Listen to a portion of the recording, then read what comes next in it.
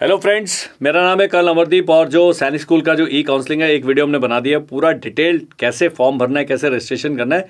लेकिन अगर आप नोटिस देखेंगे तो यहाँ पर दिया है लेटेस्ट इंस्ट्रक्शन, ये पढ़ लेने, ये मैंने बता दिया।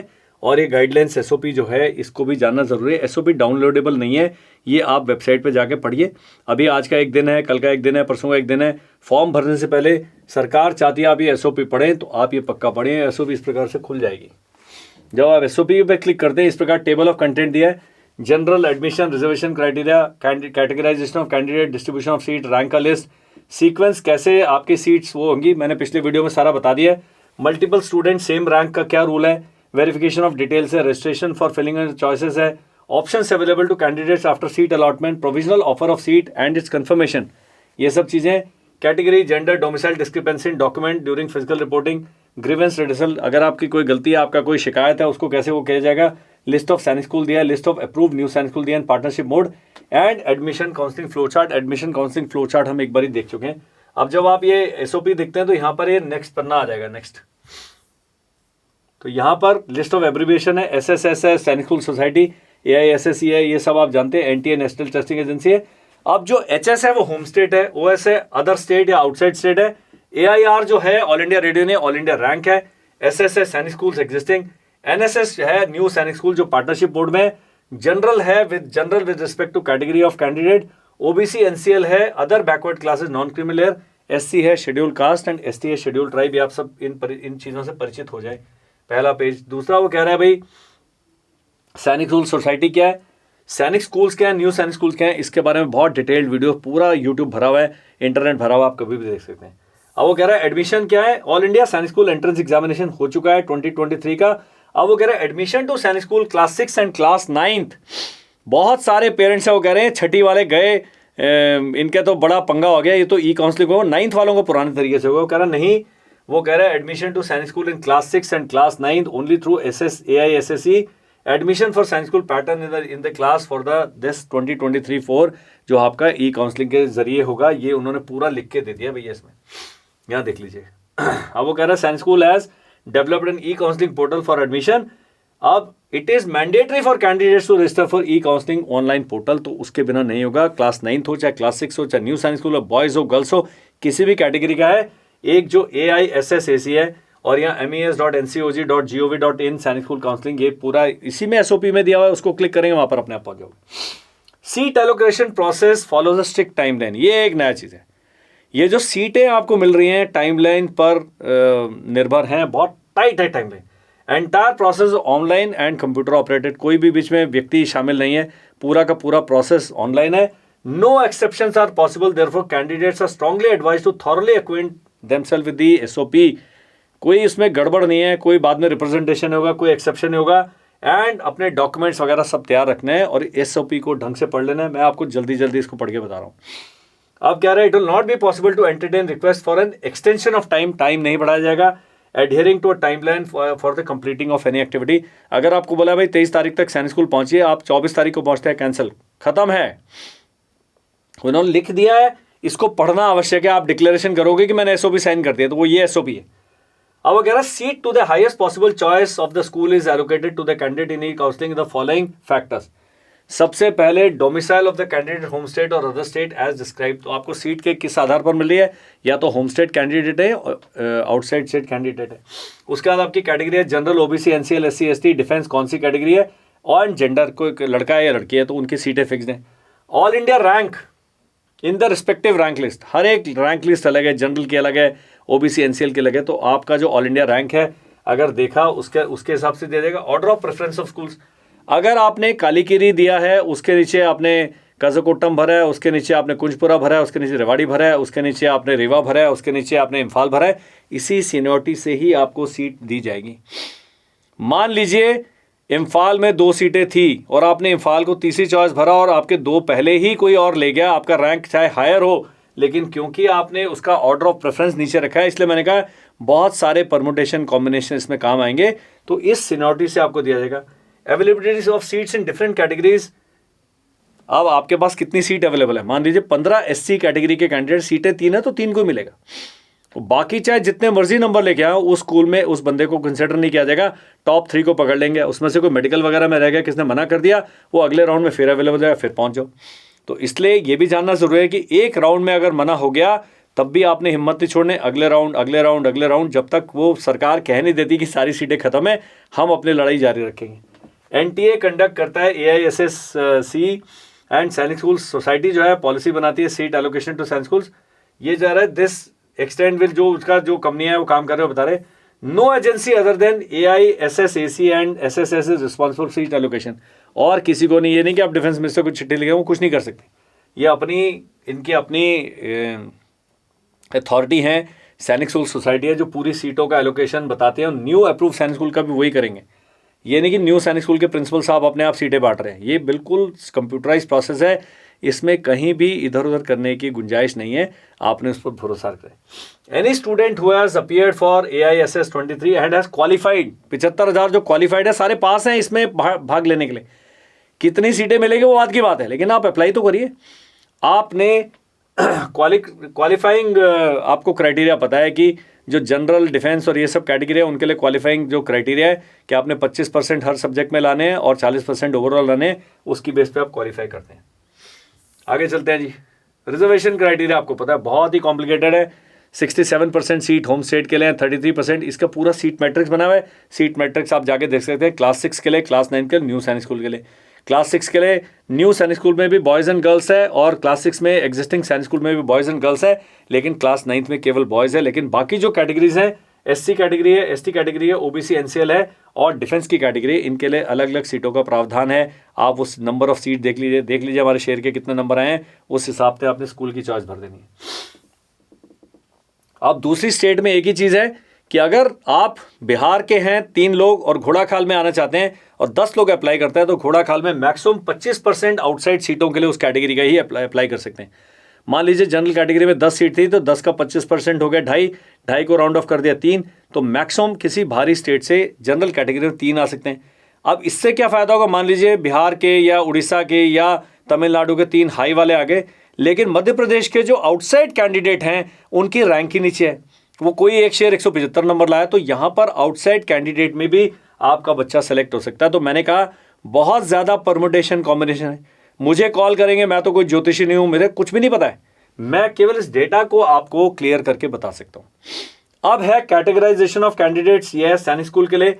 ये भी मैं पिछले वीडियो में बता सकता हूँ कि अगर आपने सैनिक स्कूल भरा है तो SS है, SS प्लस NSS 40% रूट है, SS plus NSS 40 plus 60% route है। इस हिसाब से आपका कॉम्बिनेशन में आपको सीटों का अलॉटमेंट होगा। अब वो कैटेगरीज के नाम रख दिए, होम स्टेट में, outside state UT, home state UC में वो जनरल कैटेगरी दे दिया, general home state, OBC NCL home state, category tag SC home state, ST home state और डिफेंस होम स्टेट। तो ऐसे नाम वो लिखा हुआ है कि कितनी कितनी सीटें। आउटसाइड स्टेट का नाम OS लिखा है, आउटसाइड स्टेट या अदर स्टेट, और उसमें भी आउटसाइड स्टेट के general, OBC NCL, SC ST and defence, इस प्रकार से सीटें सारी दी हुई हैं। आप जाके उस पोर्टल पर देख सकते हैं। For new Sainik school at least 40% of seats under Sainik school stream is approve by will be on the basis of rank secured on all India basis. तो आपके कई ऐसे बच्चे हैं जिन्होंने 40% भरा है, कई ऐसे व्यक्ति हैं जो 280 नंबर लाए लेकिन कट ऑफ में नहीं आ पाए, और कई ऐसे हैं जो 212 नंबर लाए लेकिन उन्होंने SS प्लस NSS 40% दिया है, वो शायद NSS में उनका नंबर लग जाए। तो मैंने बताया आपने काउंसलिंग का अंतिम राउंड तक प्रतीक्षा करनी है, वही एक रिकमेंडेड स्ट्रेटजी है। सेम ये एक अलग वीडियो मैंने बना दिया है, कैसे सीटों का एलोकेशन होगा, कैसे आपने करना है। आप दोनों वीडियो को एक के बाद एक देखें, अच्छा भी लगेगा आपको, टाइम भी पास हो जाएगा बढ़िया, क्योंकि आपके पास अभी करने के लिए कुछ है नहीं है, क्योंकि ये जो पोर्टल है 6 तारीख को ही खुलेगा, तो तब तक आप जितना ज्ञान ले सकते हैं ले लीजिए। तो इस प्रकार से सीटें हैं, category wise eligible candidates, home unreserved, home OBC। अब ये UN जो है ये नहीं यूनाइटेड नेशंस नहीं है, अनरिजर्व्ड है, जनरल कैटेगरी। अब इसमें अगर अनरिजर्व्ड वाले हैं, अगर आपका बच्चा 275 नंबर ला रहा है और जनरल कैटेगरी का कट ऑफ 260 गया है, तो SC के बजाय वो कहाँ चला जाएगा, अनरिजर्व कैटेगरी में चल जाएगा, और SC की वैकेंसी दूसरों को मिल जाएंगी। तो ये आपने ध्यान रखना है, इसमें सारे लोग आने के लिए एलिजिबल है, home general, home OBC, home SC, home ST, unreserve में आएंगे। डिफेंस वाला नहीं आएगा इसके अंदर। डिफेंस वाले की लड़ाई केवल किसके साथ है, डिफेंस के साथ है। तो कई मेरे से पूछते हैं कि अगर मेरा बच्चा ज़्यादा नंबर ले आया, अगर आप SC ST या OBC में हैं तो आप होम कैटेगरी में अनरिजर्व में चले जाएंगे, और जनरल वाले भी जा सकते हैं उसमें। तो ये है, अगर आपका डोमिसाइल नहीं है तो वैसे ही आप, अगर आपका रिजर्वेशन कास्ट सर्टिफिकेट नहीं है तो वैसे भी आप जनरल कैटेगरी में ही कंसिडर होंगे। सेम यही अदर स्टेट के लिए भी यही चीज़ लागू है। इसको आप तसल्ली से पढ़ लीजिए, बहुत अच्छी SOP बनाई है, बड़े सारे पेजेस हैं इसके अंदर, 28-30 पेजेस हैं। आप पढ़ेंगे तो आपको अच्छा भी लगेगा। अब ये सारी सीटें वहाँ डिस्प्ले कर दी गई हैं। ये सब वही पूरी की पूरी जानकारी बिल्कुल डिटेल में बताएगी कौन है। जैसे कह रहे हैं, in the home unreserved category candidates who belong to home state category based on their all India rank and domicile irrespective of their category, SC, ST, OBC, NCL will be considered for in their home state. It includes candidates who are assigned tag home UN, home OBC, home SC, home ST. तो इसमें सारे के सारे consider होंगे। Home state OBC में home state OBC and OBC NCL category who belong to home state category based on their all India rank and domicile will be considered for allocation of seats in their home state. It includes candidates who are assigned the tag home OBC. तो ये आपने बड़ा home OBC में कौन कौन आएंगे, अगर आप आ गए तो बहुत ही अच्छा है कि अगर आपकी अपनी स्टेट में ही वैकेंसीज बन जाती हैं तो होम OBC में अगर आपको वो उस कैटेगरी में आते हैं, डोमिसाइल भी है और वहाँ का कास्ट सर्टिफिकेट भी है, बहुत अच्छा है, तो आपको उस स्टेट में भी कंसिडर कर सकते हैं। आउटसाइड स्टेट का सारी कहानी वो बिल्कुल सेम चीज़ है। 40% रूट हमने बता दिया, 60% रूट बता दिया। अब इसमें थोड़ा सा डाउट है कि इन्होंने तो कहा है कि यहाँ पर न्यू सैनिक स्कूल में भी अनरिजर्व्ड है, SC, OBC, SC and ST है, 4 कैटेगरीज दिए हैं। इसमें डिफेंस को अलग से रिजर्वेशन नहीं दिया, डिफेंस को इसमें जनरल कैटेगरी में शामिल कर दिया है। लेकिन सरकार ने यह भी कहा है कि न्यू सैनिक स्कूल रिजर्वेशन देना है या नहीं देना उनके ऊपर छोड़ दिया।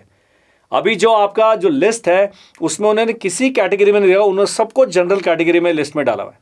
तो जब अगर आप ये इधर जाके देखते हैं, इसको स्कूल इन्फॉर्मेशन में सीट मैट्रिक्स देखते हैं, सीट मैट्रिक्स मान लीजिए क्लास 6 की मैं देखता हूँ और यहाँ पर करता हूँ न्यू सैनिक स्कूल्स और यहाँ सर्च बटन दबाता हूँ तो न्यू सैनिक स्कूल में आप देख लीजिए, यहाँ इन्होंने क्या किया है, 40% रूट SC 0, 40% ये सबको केवल अनरिजर्व में डाल दिए पूरी 66 सीटें। सेम लड़कियों की पूरी 7 की 60 सीटें अनरिजर्व में डाल दी हैं, क्योंकि ये चॉइस इन स्कूलों को दिया है। इसमें इन्होंने कहीं पर भी मैंने नहीं देखा कि कोई SC ST का इन्होंने कहीं पर वो रिजर्वेशन दिया है। इधर दिया है, ये स्कूल है नेताजी सुभाष चंद्र बोस मिलिट्री स्कूल जो है दादरा और नगर हवेली में। यहाँ वो कह रहा है जी 40% रूट SC में 18 सीटें और 40% रूट जो अनरिजर्व में 42 है। तो ये डेटा पढ़ना भी ज़रूरी है। अब ये जो SC वाले हैं ये केवल SC में ही compete कर रहे हैं, तो इनका मेरिट थोड़ी अलग भी जा सकती है, क्योंकि ये इस स्कूल ने कहा भैया मैं तो SC वाला रिजर्वेशन दूंगा, और बाकी सारे स्कूल कह रहे हैं भाई हम किसी प्रकार का कोई रिजर्वेशन देंगे। 18 स्कूल्स हैं, देख लीजिए, सब ने सारी सीटें कहाँ लिखी हैं, अपनी अनरिजर्व कैटेगरी के अंदर लिखी हैं। ध्यान देने वाली बात है, तो थोड़ी पढ़ाई करना बहुत आवश्यक है। तो आप भी पढ़ लीजिए, मैंने भी पढ़ लिया, मेरा बच्चा नहीं जा रहा है सैनिक स्कूल में। और ये आ गई है आपकी total sequence in which seat categories are considered for seat allocation in new Sainik schools are, पहले वो होम अनरिजर्व्ड होगा, फिर होम स्टेट होगा, विच कैंडिडेट होम स्टेट और अदर स्टेट, बाद में अदर स्टेट वाला होगा। ये सब कंप्यूटराइज सिस्टम है, इसमें हम चाह कर भी कुछ नहीं कर सकते, लेकिन इतनी कैटेगरीज बनी हुई है। और न्यू सैनिक स्कूल का मैंने बताया, सरकार ने कहा भाई न्यू सैनिक स्कूल आप लोग अपने आप डिसाइड करो कैसे करना है, क्या करना है। और इसके अंदर भी सीटों का एलोकेशन इस प्रकार से होगा, अनरिजर्व्ड होगा, फिर OBC होगा, फिर SC होगा, फिर ST वाला कैटेगरी होगा, अनरिजर्व्ड ST। तो इस प्रकार से आपको सीटों के लिए आपने करने का तरीका क्या है, आपने 5 स्कूल अच्छे जो आपके आसपास वाले हैं उनको चुन लेना है। अगर न्यू सैनिक स्कूल भी चुनते शायद किसी में आपका नंबर लग जाए। रजिस्ट्रेशन वाला जो है वो ये सारा हम वीडियो बना चुके हैं, फ्लो चार्ट हम एक्सप्लेन कर चुके हैं, आप उस वीडियो को पक्का देखें। ये मैं चार्ट बता चुका हूँ कैसे है, 9 चॉइस कौन भरेगा, 9 + 5 + 1 कौन भरेगा, वो दूसरा वीडियो है बिल्कुल सेम आपका रजिस्ट्रेशन वाला, उसको देखेंगे आपको बिल्कुल क्लियर हो जाएगा। आगे चलते हैं। अब ये पूरा प्रोसेस बताया, ये प्रोसेस का मैं वीडियो बना चुका हूँ, इस करके मैं दोबारा नहीं बोलूँगा। अब एक कह रहा है options available to candidate after seat allotment. Seat अगर आपको मिल जाता है तो कैंडिडेट की जिम्मेदारी है कि भाई इसको चेक करना है सीट अलॉट किया है किसी भी एक राउंड में। Schedule of counselling activities will be updated on the website after every activity. अभी सीट भरने का 6 दिन का समय है, 7 दिन का, उसके बाद आपका सीटों का लिस्ट आ जाएगा। आप अपना जब लॉग इन करेंगे आपके पास चॉइस है एक्सेप्ट, रिकंसिडर या एग्जिट, 3 चॉइस हैं। एक्सेप्ट मतलब मेरे को ये सीट मिली है सैनिक स्कूल कुंजपुरा में, मान्य है, काम खत्म। रिकंसिडर आप अगले राउंड में चल जाएंगे, और अगले राउंड में जाते ही ये जो सीट मिली है भाई साहब ये कैंसिल हो जाएगी। ये ध्यान रखना है, ये नहीं कि वो तो मेरी रिजर्व रहेगी, अब मैं और कोई देख लेता हूँ। जैसे हम साड़ी खरीदने जाते हैं, भैया ये साड़ी इधर रख देना, अब मैं 3-4 और सेलेक्ट कर लेता हूँ, उसमें पसंद आ गई तो उसको वापस कर दूंगी, वो नहीं ले लूँगी, ये नहीं है। वो दुकानदार बोल रहा है पिछली साड़ी वापस करो, अब वो दोबारा नहीं मिलेगी, वो बिक गई, और अब आप नई साड़ी जो चुनेंगे, नया कपड़ा चुनेंगे, उस प्रकार से रिकंसिडर ऑप्शन है, सोच समझ के इस्तेमाल करना है। बहुत ही आपकी नाराज़गी उस सैनिक स्कूल से तभी मना करिएगा, नहीं तो पहला सैनिक स्कूल जो मिलता है आप उसमें डाल दीजिए। कारण क्या है, सारे सैनिक स्कूल फौजियों द्वारा कंट्रोल्ड हैं, सैनिक स्कूल सोसाइटी द्वारा कंट्रोल्ड है, सब सैनिक स्कूल का स्टैंडर्ड तकरीबन एक जैसा है। कुछ पुराने हैं, उनकी ट्रेडिशंस हैं, उनकी रेपुटेशन थोड़ी सी वो है, लेकिन ऐसे नहीं, नए जो शेर आए हैं अभी जंगल में वो और तेज़ भागते हैं। तो आपको नहीं पता कि ये जो नए सैनिक स्कूल बने हैं, अगले आने वाले 4-5 साल में बच्चे ने बहुत लंबा समय में बिताना है, वो अपने आप बढ़ जाएगा। मेरा बेटा गया आर्मी लॉ कॉलेज पुणे में, सेकेंड बैच था, अभी उनकी बिल्डिंग भी नहीं बनी थी, लेकिन अभी आप जाके देखो बिल्कुल 5 स्टार बन गया है 2 साल के अंदर। उन्होंने पूरा, सेनाएं इसी प्रकार से काम करते हैं, तो आपने भरोसा रखना है, इसलिए सैनिक स्कूल से आपने वो नहीं करना है। एग्जिट करते हैं तो फिर आप दोबारा से कंसिडर नहीं किए जाएंगे, ध्यान रखना है। अगर आपको सैनिक स्कूल से गुस्सा है, वो सैनिक स्कूल पसंद नहीं है, रिकंसिडर दबा दिए, अगले राउंड में शायद मिल जाए, शायद मिल जाए। एग्जिट वाला ऑप्शन वो ना करें। एक्सेप्ट करने से पहले भी 4-5 चीज़ें मैंने बताया था कैसे सोचना है। आप चाहते हैं, वाकई सोचते हैं कि स्कूल में जाने से, तो एक्सेप्ट कर लीजिए। एक्सेप्ट करना, क्योंकि इस बार बहुत अच्छे तगड़े तरीके से सिलेक्शन हो रहा है, तो एक्सेप्ट करने में ही मेरे ख्याल से समझदारी मानी जाएगी। अब है मेन, एक्सेप्ट करते हैं। अगर आप कैंडिडेट एक्सेप्ट कर लेता है, उससे एडमिशन की फॉर्मेलिटी पूरी करनी है, आपका मेडिकल होगा, फिजिकल वेरिफिकेशन होगा, जितना टाइम दिया है वो ध्यान रखना है। यहां पर आप नहीं है कि कभी भी जाके 2 हफ्ते बाद जाके, अरे सर हमारा तो उस दिन डेट था, हम बाद में आए। अभी प्रिंसिपल सर ने उस स्कूल के, अगर दिए हुए समय तक आप नहीं पहुंचते हैं, वो वैकेंसी को खाली कर देंगे और आपको रिजेक्शन का बटन दबा देंगे। यहाँ पर सब कंप्यूटराइज्ड है, अभी किसी का और कुछ चलने वाला नहीं है। तो आप समय पर पहुंचिए। Failing to do so the candidate will not be able to participate. अब ये तो एक तो कैंसिल हुआ ही, अब अगले राउंड में आपका नाम भी कट गया। तो ये बड़ा चीज़ आपने ध्यान में रखना है। तो अपना ट्रैवल प्लान बना दे, और ट्रैवल प्लान इस प्रकार से बनाएं कि आपको मेडिकल डॉक्यूमेंटेशन वेरिफिकेशन समय से पहले करने का आपके पास विंडो रहे, तो लेट नहीं करना है। Reconsider, if a candidate is not satisfied, वो रिकंसिडर कर लेगा और नेक्स्ट राउंड में काउंसलिंग के लिए उसका नाम कंसिडर चल जाएगा। लेकिन the allotted seat shall automatically consider, no further claim will be admissible. तो एक सीट जो आपके लिए मिली थी, आपने कहा मुझे ये नहीं चाहिए, सरकार कहेगी भाई वापस दे दो, आप अगले राउंड में चल जाओ। अब वो सीट आप वापस नहीं कर सकते। एग्जिट है, if a candidate select exit option, then it will be considered candidate is counselling में हिस्सा नहीं लेना चाहता, आपको बाहर निकाल दिया जाएगा। Candidates who do not react to the allotted seat in any round will be allotted exit option. ना आपने एक्सेप्ट किया, ना रिकंसिडर किया, तो ऑटोमेटिकली जैसी डेट खत्म होगा आप एग्जिट मान लिए जाएंगे, और आप सरकार कहेगी भी थैंक यू, अगले साल आना। Provisional offer of seat and its confirmation, जो कैंडिडेट ने एक्सेप्ट कर लिया है स्कूल के प्रेफरेंस के उसमें, उसने अपनी एडमिशन की फॉर्मेलिटी पूरी करनी है। जब तक आपका फीस जमा होके आपका एडमिशन कंफर्म नहीं हो जाता, तब तक आपका सारा प्रोसेस क्या है, प्रोविजनल रहेगा। अब वो कह रहा है after seat acceptance candidates will have to report at medical examination centre as per the slot allotted by admitting school. It is the parents responsibility to get the medical done of their son daughter. वो बताएंगे भाई medical का ये form है, ये आपने in government hospital में जाकर मेडिकल करा सकते हैं, और ये आप कर लीजिए। अब मान लीजिए मेडिकल में आपके बच्चे का थोड़ा सा कहीं ऐसा प्रॉब्लम आ गया और आप अपील करना चाहते हैं, तो प्रिंसिपल सर के पास आपकी एप्लीकेशन जाएगी, प्रिंसिपल साहब बोलेंगे कि हाँ भाई इसका दोबारा मेडिकल बोर्ड करो, तो कराएंगे। अगर वो समझते नहीं बिल्कुल ही रिजेक्टेड है, वो एग्री करते हैं मेडिकल बोर्ड के ओपिनियन से, तो आपका जो अलॉटमेंट है कैंसिल हो जाएगा। In case of any problem faced by parents for existing science school, the format of the medical form will be available on AISSAC portal। जो आपके एग्जिस्टिंग सैनिक स्कूल्स हैं, ओल्ड सैनिक स्कूल हैं, इसी पोर्टल पर आपको डाउनलोड मेडिकल फॉर्म भी आ जाएगा, वही फॉर्म आपने भरवाना है। अब वो कह रहे हैं नए सैनिक स्कूलों के लिए they will get a medical certificate, doctor साहब का मेडिकल सर्टिफिकेट चाहिए न्यू सैनिक स्कूल के लिए। लेकिन जो पुराने वाले हैं उनके लिए जो मेडिकल फॉर्म है वो पूरा आपने भरना है। तो बहुत ज़्यादा कॉम्प्लिकेटेड मेडिकल नहीं है। अगर फिर भी आप मेडिकल की सलाह चाहते हैं, आप हमें व्हाट्सएप कीजिए, हमारा नंबर आपको स्क्रीन पर दिख रहा होगा, इस वीडियो के डिस्क्रिप्शन में दिख रहा होगा। व्हाट्सएप कीजिएगा, कॉल मत कीजिएगा, कॉल इतनी लेनी संभव नहीं है। Physical verification by the allotted school. अब आपका लड़ाई एक्चुअल शुरू हो गया है कि जब आपका मेडिकल हो गया, आपने अपने स्कूल जहाँ के लिए आपको सीट अलॉट है वहाँ पहुँचना है, और आपका कैंडिडेचर कैंसिल हो जाएगा अगर आप समय पर नहीं पहुँचे और अगर आपके डॉक्यूमेंट पूरे नहीं है। डॉक्यूमेंट तो चलो एक आधा कोई आगे पीछे होता है तो स्कूल वाले बताएंगे भाई 1 हफ्ते के अंदर जमा कर दो, तब तक आपका एडमिशन प्रोविजनल रहेगा। अगर उस दिए हुए समय पर आप सही डॉक्यूमेंट लेकर नहीं पहुंचे हैं तो फिर आपका तब भी कैंडिडेचर कैंसिल करने की अथॉरिटी दी गई है स्कूल को। All certificate documents will be verified at the time of physical verification. कई लोग हैं नकली डॉक्यूमेंट लेके घूम रहे हैं, मत करिएगा, एडमिशन तो कैंसिल होगा, जेल अलग से हो जाएगी, तो ये पक्का ध्यान रखना है। A list of suggestive documents for school are given in, वो दिया हुआ है आपको, इसके साथ दिया होगा। Payment of fees after completing the above 2 steps, admission formality, pay the fees and get the school admission confirm. Admission confirm होगा जब आप स्कूल की फ़ी पे कर देते हैं।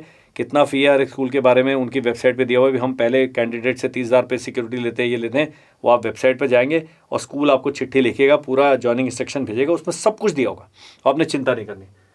It is the candidate's responsibility to plan the travel in such that medical cum physical verification document is completed। ये नहीं कि 23 तारीख आपको आखिरी दिन दे और 23 तारीख को आप पहुंच रहे हैं, आप पक्का 21 तारीख को पहुंच जाइए। उसको बोलो सर हमारे पास अभी 2 दिन हैं, ये मेरा डॉक्यूमेंट है, एक आधा कोई कमी पेशी होती है, वो कहता है भाई आई साइट दोबारा चेक करा के ले आओ। इस प्रकार का अगर कुछ काम होगा तो कर सकते हैं। कुछ कैंडिडेट होल्ड पे रखे जाएंगे, जो मेडिकली अनफिट हैं या जिनके डॉक्यूमेंट में कुछ गड़बड़ियां हैं उनको होल्ड पे रखा जाएगा। अगर प्रिंसिपल साहब के अपील के सामने आपने कहा principal will accept the candidate on portal and admit him to the school, अगर आपकी अपील मंजूर हो जाते हैं तो प्रिंसिपल होल्ड की बजाय आपको एक्सेप्ट कर लेंगे। अगर नहीं करते हैं तो आपको principal will click on the reject button on the portal, तो रिजेक्ट हो जाएंगे। Discrepancy in the document, in case of any discrepancy document में, अगर आपके पास जो स्कूल अगर बोलता है यार ये बर्थ सर्टिफिकेट ठीक नहीं है, यहाँ से लेके आना था, ये गलत लग रहा है, ये कर रहा है, तो वो आपने उसका करना है। तब तक आपका कैंडिडेचर होल्ड पे रहेगा और प्रिंसिपल के डिस्क्रिप्शन पर रहेगा। अगर आप जेन्युइन नहीं है तो प्रिंसिपल साहब आपको निकाल देंगे। In all hold cases the seat of the school will be block. जब तक आप होल्ड पर हैं आपकी सीट दूसरे राउंड में नहीं खाली दी जाएगी, वो आपके नाम पर रहेगी। जब प्रिंसिपल एक्सेप्ट या रिजेक्ट कर देगा on the candidate school portal, तब जाके वो अगले राउंड में जाएगी।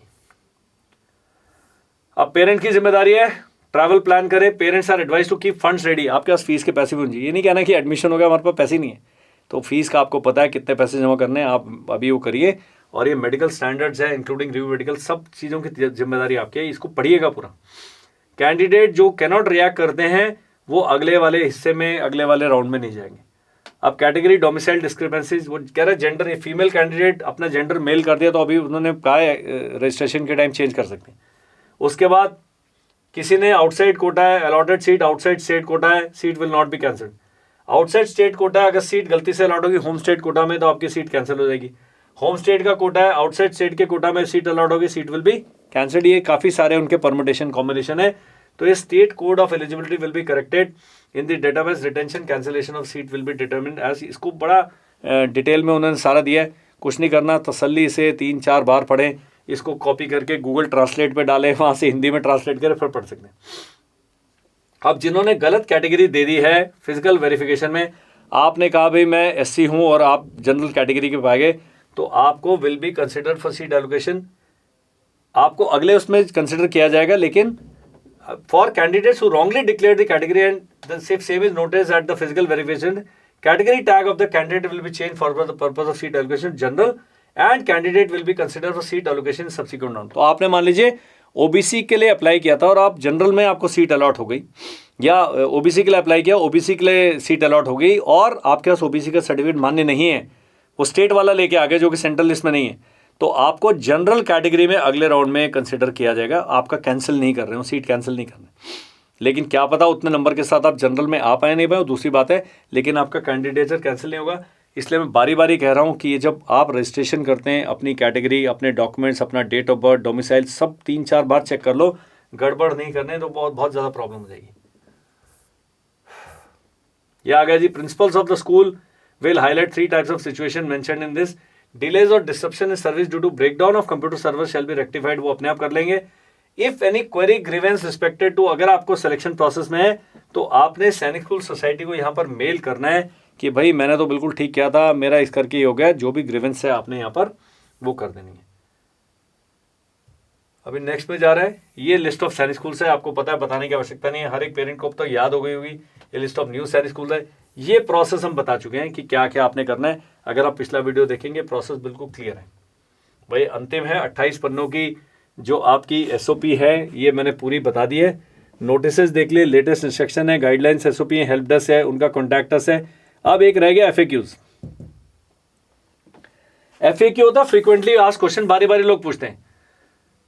वो कह रहा है मैंने एग्जाम क्लियर कर लिया, मुझे एडमिशन लेना है, तो मुझे क्या रजिस्टर करना पड़ेगा? वो तो कहने की बात ही नहीं, बिल्कुल करना पड़ेगा। हाउ डू यू रजिस्टर, कैसे आप रजिस्टर करेंगे? रजिस्ट्रेशन के लिए कर्नल अमरदीप ने एक और वीडियो बना दिया, उसको देख ले, ये पढ़ने की भी जरूरत नहीं है, बहुत डिटेल में इंस्ट्रक्शन दी गए, आप पक्का उनको पढ़ के आप रजिस्टर करिए। पेमेंट करना है क्या रजिस्ट्रेशन के लिए? नहीं करना है। ये सब ई वाला काउंसलिंग के लिए कोई एक्स्ट्रा फीस आपने जमा नहीं करनी है। Do I have to report to any counselling centre? कई पेरेंट्स है कि हमें काउंसलिंग के लिए कहाँ जाना होगा, तो आपको कहीं नहीं जाना होगा, आपने केवल भर देना है, सब कुछ इंटरनेट पर कंप्यूटर के द्वारा करके आपके पास इन्फॉर्मेशन पहुंच जाएगी। क्या मुझे डॉक्यूमेंट चाहिए कोई रजिस्टर करने के लिए ऑनलाइन? नहीं चाहिए, आपको केवल वेरीफाई करना होगा कि जो मैंने डॉक्यूमेंट भरे थे, मेरा डेटा भरा था वो सही है। अब वो कह रहा है I have filled incorrect domicile by mistake, तो अगर आपने डोमिसाइल गलत भर दिया है तो आप डोमिसाइल ठीक कर सकते हैं, आप जेंडर और डोमिसाइल जो है अपने चेंज कर सकते हैं। In case of discrepancy you can update confirm both gender and domicile detail. वो कह रहा है I filled incorrect category during this. अब कैटेगरी आप बदली नहीं कर सकते, ना आप SC ST OBC चेंज कर सकते हैं, ना SS प्लस NSS वाली कैटेगरी आप चेंज नहीं कर सकते हैं, जो अपने फॉर्म में भर दिया वही है। अगला सवाल है कि मैंने अपनी चॉइस लॉक कर दी है लेकिन मैं उसमें बदली करना चाहता हूँ, तो जब तक आपका डेडलाइन चल रहा है तब तक आप चॉइस बदली कर सकते हैं। एडिट चॉइस का बटन आता है, वहाँ पर दबा के अपना लॉगिन करिए, वहाँ पर एडिट चॉइस आएगा, लेकिन जब डेडलाइन खत्म हो गया तो उसके बाद आप चॉइस बदली नहीं कर सकते। अब वो कह रहा है filling deadline is already over, तो आप उसका चॉइस नहीं भर सकते।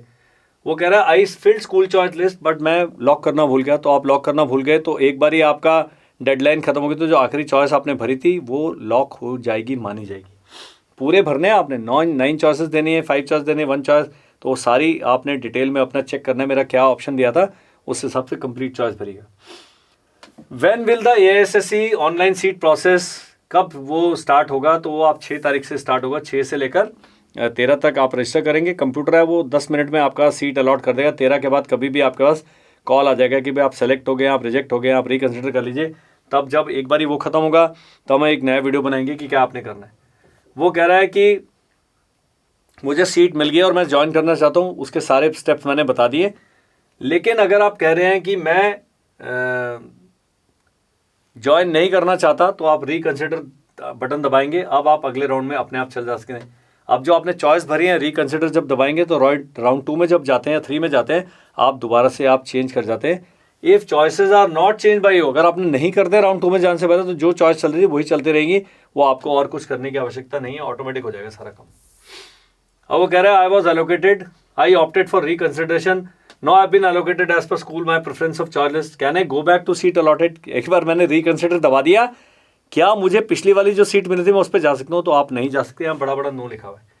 अब वो कह रहा है I got allotted seat and accepted seat in settle out, I would like to wait for further rounds of this thing. कई लोग होते हैं कि मेरे को सीट तो मिल गया लेकिन मैं आगे वाले में जाऊंगा, तो अगर आपने आगे में जाना है तो आप रिकन्सिडर करिए, पिछला वाला कैंसिल हो जाएगा, आप अगले राउंड में आएंगे। ये नहीं कि एक पे बैठे और अगले वाले की वेट करेंगे इससे अच्छी को मिल जाए, ऐसा नहीं होगा। I was allotted seat in one of the places, I chose accept, can I change my option to reconsider after accept? एक बार एक्सेप्ट दबा दिया फिर आप रिकन्सिडर बटन नहीं दबा सकते, ध्यान रखना है। इसी करके वीडियोस जो हम बना रहे हैं बड़ा सिंपल से वीडियो है लेकिन बड़े इसमें ध्यान वाली बात है। I have registered in the first round, should I register for the second round subsequent rounds? अगर आपने पहली बार में रजिस्ट्रेशन कर दिया है तो आपको अगले राउंड्स में रजिस्ट्रेशन करने की आवश्यकता नहीं है। लेकिन किसी कारण से अगर आपने पहली बार में रजिस्टर नहीं किया है और आप बाद में जा गए या बाद में आपने कहा कि चलो देख लेते हैं, तो दोबारा जब जिस भी राउंड का नोटिफिकेशन आएगा आपको उसको दोबारा रजिस्टर करना पड़ेगा। लेकिन जिन्होंने पहले रजिस्टर कर दिया है उनको उसके बाद रजिस्ट्रेशन की आवश्यकता नहीं है। वो कह रहा है मुझे मिल गया है, मैंने सीट वो कर दिया, I want to document verification and pay the fees first for confirmation of seat without medicals. Will the allotted seat be confirmed by me by reporting to allotted school? वो कह रहे हैं you have to follow all steps. ये नहीं कि केवल document लेके पहुंच गए, आपको मेडिकल पक्का कराना है। अगर आप मेडिकल नहीं कराएंगे आपको एक्सेप्ट नहीं किया जाएगा। Get your medical done at medical centre allotted you with in stipulated time, जितना टाइम दिया उससे पहले मेडिकल करा के अपने स्कूल में पहुंच जाना है। Your allocated seat will be cancelled if you do not complete all the steps. अगर आप मेडिकल छोड़ देते हैं, डॉक्यूमेंट नहीं लेके आते, आपका कैंडिडेचर कैंसिल हो जाएगा, फिर आपने बाद में शिकायत नहीं करनी। इसलिए अभी बहुत सारा समय है, अभी 13 तारीख तो फॉर्म ही भरने हैं, तो आज अभी अगर 4 तारीख है तो आपका 7, 8, 9 दिन है अपने साथ ही सारी तैयारी करने के। I have been allocated a seat for the first time, I have accepted but not yet paid my fees to the allotted seat, will the allocated seat be confirm by reporting official? वो कह रहे एक बार ये fit हो गए, आपने जाना है स्कूल में, वहाँ पर डॉक्यूमेंट वेरीफाई करना है, उसके बाद अपने फीस देने हैं, तब जाके सीट कंफर्म होगी। और एसओपी में उन्होंने पूरा दिया, तो एसओपी एक अलग से बनी हुई है। अब ये कह रहे हैं what happens if I do not complete all steps of reporting during अगर वो कह रहे हैं आपने सीट एक्सेप्ट कर लिया और आप पूरा मेडिकल या डॉक्यूमेंट नहीं कराते तो आपका या पेमेंट नहीं करते तो आप एसओपी को रेफर करिए, आपका कैंडिडेचर कैंसिल हो जाएगा। वो कह रहा है I was allotted and confirm seat in a certain round, I am not interested in joining school. अगर आपने सीट अलॉट की है और आप ज्वाइन नहीं करना चाहते तो आप दिए हुए स्कूल को मेल करें, अनविलिंगनेस दें कि मेरे को भैया सीट अलॉट हुई है लेकिन मैं नहीं ज्वाइन करना चाहता, ABCD कारण है, ताकि वो सीट किसी और को दी जा सके। तो ये भी करना है। Is it necessary to change category OBC NCL SC ST for candidate to UR category during admission if the candidates allotted unreserved category seat? अगर आप SC ST या OBC NCL में हैं और आपको जनरल वाली सीट मिल जाती है तो क्या आपने अपनी कैटेगरी चेंज करना? नहीं करनी है। तो वो कह रहे हैं भाई ऑटोमेटिक हो जाएगा वो। What can I do if there is spelling discrepancy? अगर आपके स्पेलिंग में कोई गड़बड़ है, नाम में एफिडेविट लेके जाना पड़ेगा आपको। वो कह रहा है if there is a discrepancy in spelling in documents the candidate must carry an affidavit oblique undertaking to prove that the candidate belong to the same person. अभी रोहित कुमार सिंह है, दूसरे में रोहित कुमार लिखा है, सिंह ने लिखा है, तो एक नोटरी से एफिडेविट बनाए कि रोहित कुमार और रोहित कुमार सिंह एक ही व्यक्ति हैं, ये उनका आधार कार्ड है, ये उनकी बाकी सारी चीज़ें। तो ये आपने डॉक्यूमेंट लेके जाना है। कोई भी डॉक्यूमेंट में गड़बड़ है अगर बहुत ज़्यादा है तो हमें लिख के व्हाट्सएप कर दीजिए, हम बताएंगे, हम किसी न किसी से आपको कनेक्ट करेंगे, हम डॉक्यूमेंट स्कूल से पता करके बताएंगे भाई क्या क्या चीज़ें करना है ताकि आप गड़बड़ी ना करें। What is the procedure for second round? अगर वो कह रहे हैं सेकेंड राउंड में जाने का क्या प्रोसेस है? अगर आपने पहले राउंड में रजिस्टर नहीं किया तो आपने दोबारा रजिस्टर करना पड़ेगा। अगर आपने चॉइसेस भरने पड़ेंगे, जो फर्स्ट राउंड में किया था सारा कुछ करना पड़ेगा। लेकिन अगर आपने पहले राउंड में कर दिया है फिर आप चाहते हैं तो स्कूल में अपना चॉइस चेंज करें और सेकेंड राउंड के लिए आप एलिजिबल हो जाएंगे। आर देयर एनी सैनिक स्कूल सोसाइटी ऑथराइज्ड ई काउंसलिंग सेल एजेंट्स अवेलेबल? कोई एजेंट है? कोई एजेंट नहीं है। हम कोई एजेंट नहीं है, हम पहले ये बस वीडियो बना के आपको बता ही सकते हैं कि भाई ये लिखा पढ़ लेना। तो कोई भी व्यक्ति आपको बताता है कि भाई मेरे पास आओ, मैं आपको कराता हूँ, मैं ये थोड़ा सा ऐसे कर दूंगा, मत जाएं, वो आपके पैसे भी ले जाएगा और आपको कहीं एडमिशन भी नहीं होगा। एसओपी पढ़ लो, अंडरस्टैंड करें। ई काउंसलिंग अपने आप कंप्यूटराइज है, सरकार ने सब कुछ कर रखा है, कोई बीच में बिचौलिया व्यक्ति नहीं आएगा आपके और आपके रजिस्ट्रेशन के बीच में। ये आखिरी पेज है, 5वां पेज। व्हाट हैपन्स अगर मैं पूरा नहीं करता? तो your allotted seat will be cancelled. अगर आप सारे स्टेप पूरे नहीं करते। I was allotted confirm seat, I am not interested, तो उसने कहा कैंसिल कर दो। इफ नेसेसरी, ये तो सारा हम दोबारा पढ़ ही चुके हैं, वो सेम ही है, इसके बाद और कोई पेज नहीं है। तो 5 पेज के FAQs हैं, कम से कम 28 पेज की SOP है और इंस्ट्रक्शंस हैं। सारी चीज़ें आपने अगले 2 दिन में पढ़ लेनी है।